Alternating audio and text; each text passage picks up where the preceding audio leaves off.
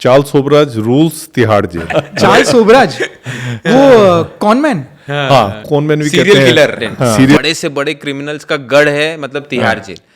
तो कैसा था पहला दिन? मतलब मैंने अपने कैरियर में जो जेल का कैरियर था उसमें मैंने 8 फांसियां जो है देखी थी। जब किसी को फांसी मिलती है तो उसके लिए पहले कोर्ट ब्लैक वारंट इशू करती है, और इसमें एक प्रथा रही है कि जो भी जज उसको इशू करता है वो निब तोड़ देता है। आजकल तो क्या लिखा होता है वारंट में?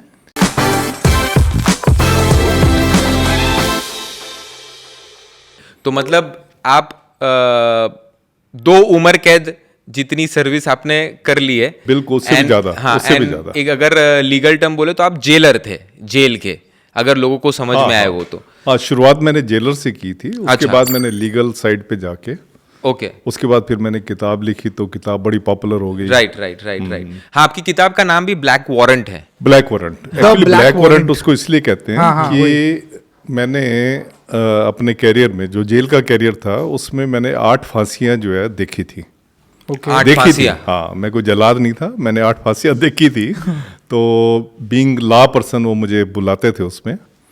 तो 8 जब किसी को फांसी मिलती है तो उसके लिए पहले कोर्ट ब्लैक वारंट इशू करती है, उसके बाद फांसी दी जाती है किसी भी प्रिजनर को। तो 8 ब्लैक वारंट इशू हुए और 8 लोगों की फांसी की। मैंने लास्ट जो प्रिजनर जब डेथ उसके ऊपर होता है, रो पे होता है, तो उसकी क्या साइकोलॉजी होती है, तो मैंने आम जनता को बताने की कोशिश की है कि जब एक आदमी को पता होता है कि वो लटकने जा रहा है तो किस तरीके से वो सोचता है, तो वो मैंने बताने की कोशिश की, तो इसलिए उसका नाम ब्लैक वारंट है। क्या लिखा होता है वारंट में? मतलब ब्लैक वारंट पे ये लिखा होता है, बस ऐसा तो नहीं लिखा होगा हैंग हिम? नहीं, सीधा ये हैंगिंग लिखा है, कोर्ट की लैंग्वेज होती है। हाँ। और जो हमारा कानून है उसने प्रिस्क्राइब किया हुआ है कि इसका जो हैंगिंग का परफार्मा क्या होगा, ब्लैक वारंट का परफार्मा क्या होगा। एक्चुअली ब्लैक वारंट उसको इसलिए कहते हैं कि उसके एक ब्लैक हाशिया होता है उस फॉर्मेट में। अच्छा, जो फॉर्मेट होता है उसमें एक ब्लैक हाशिया होता है, इसलिए उसको ब्लैक वारंट भी कहा जाता है।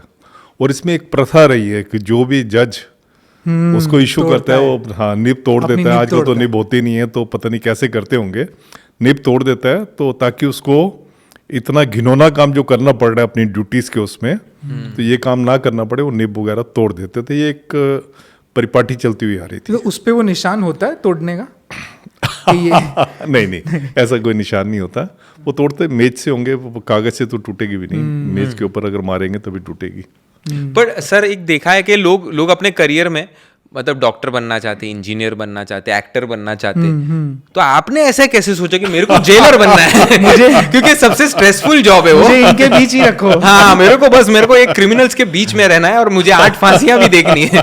देखिए, मैं बताऊं आपको, ये सारी डेस्टिनी होती है। मैं तो डेस्टिनी पे बहुत ज़्यादा विश्वास करता हूँ। तो लॉ किया, लॉ करने के बाद जो है एक रेलवे में मेरे को नौकरी मिल गई। तो फिर अचानक ही इस नौकरी की भी कॉल आ गई। अच्छा, तो आप मानोगे नहीं, मैं आप जैसा लगता था जब मैं यंग में जब मैं जेलर भर्ती हुआ था। आप जैसा मैं लगता था, और मेरा 56 किलो वेट होता था। मैं 56 किलो से परेशान हो गया था। अच्छा, तो फिजिकल एक एग्जामिनेशन होता है। करेक्ट। तो मेरा जब वो चेस्ट का जो साइज लेते थे, हमेशा 32.25 निकलता था। अच्छा। बढ़ ही नहीं रहा था। मैं इतना परेशान हो गया था, और बिल्कुल पतला सूखा लगता, क्योंकि जैसा हमने देखा हुआ था कि जेलर होते थे, बड़ी बड़ी मूछें होती थी, आप जैसी पर्सनैलिटी चाहिए थी उसके लिए। हाँ। और बिल्डर लगते थे। हाँ। मैं थैंक यू बोलना चाहूंगा ताकि उसमें लोग डरे। थोड़ी हाइट और बढ़ गई सर ये सुनते ही। इनके केस में कोई डर नहीं रहा है तो मूछें वगैरह, क्योंकि मैं आपको बताऊं कि जो थोड़े ऐसे स्टाउट जैसे आपका, अरे उनकी तो हमें तो मेहनत करनी पड़ती थी। हमें अपनी जेलरशिप अपनी उसको करने के लिए, जमाने के लिए काफ़ी मेहनत करनी पड़ती, क्योंकि पहली नजर से तो कोई डरता नहीं था।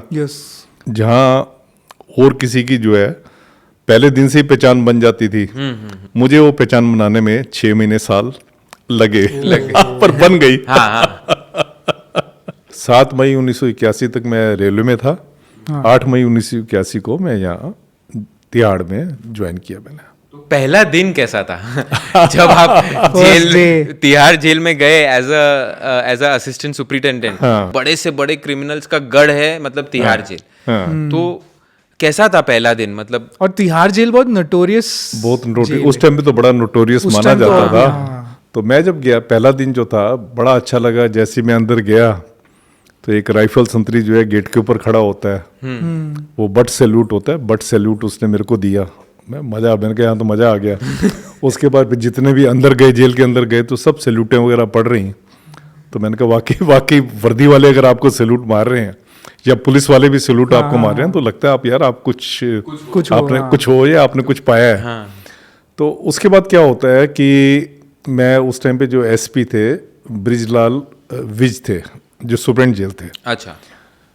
तो ये वही ब्रिजलाल विज थे जिन्होंने मेरे को पहले 32 के ऊपर जो है रिजेक्ट किया। रिजेक्ट किया। अच्छा। हाँ।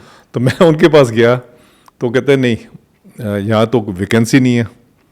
तो मैंने कहा कैसे वैकेंसी नहीं है? ऐसे ऐसे सिलेक्ट मेरे को इंटरव्यू बोर्ड ने किया है। तो जब मैंने उनको कहा तो वो कहने लगे नहीं यहाँ तो वैकेंसी नहीं। मैं फिर बाहर बैठ गया।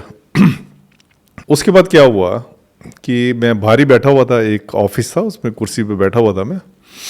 इतने में क्या होता है कि एक बंदा सूटेड बूटेड टाई लगा के वो आता है और सीधा सुप्रीम के कमरे में घुस जाता है। मैं देखता रहा, मैंने कहा ये कौन बंदा है, शक्ल भी देखी हुई लग रही है।